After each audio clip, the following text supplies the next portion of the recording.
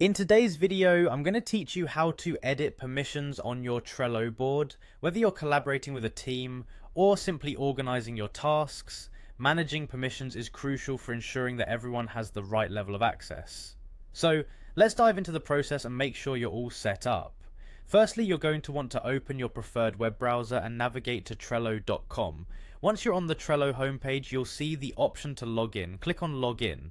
Now, if you're already familiar with Trello, you know you can log in using your existing Trello account email, or if you prefer, you can access Trello using your Google account. Just choose the option that's easiest for you. Once you're logged in, you'll land on your Trello dashboard. From here, head on over to the Boards section. If you manage multiple boards, you'll want to identify the specific board you need to update permissions for. To find it with ease, go to the Your Workspaces section on the left-hand panel. This is where all your boards under a specific workspace are listed. After locating the desired board, click on it. Upon entering the board, note that the next actions are happening directly on this board's main interface.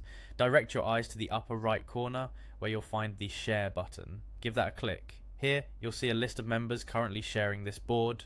Next to each member's name, there's a nifty drop-down menu. Click on this drop-down to see the different permission levels. Trello provides you with the ability to designate each member as an admin, a member, or an observer.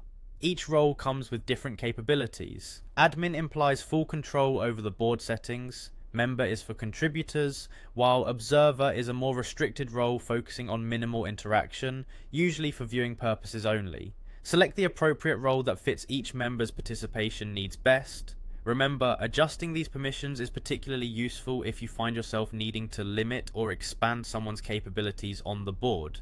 It helps ensure that all members can interact with the board in a way that's both productive and secure for your project. And there you have it, you've successfully edited permissions on your Trello board. By controlling who sees and does what on your boards, you maintain a smooth workflow and foster better collaboration within your team. Thanks for stopping by, and I hope you found this tutorial helpful. If you did, remember to like, comment and subscribe for more tips and guides. Until next time, happy organizing.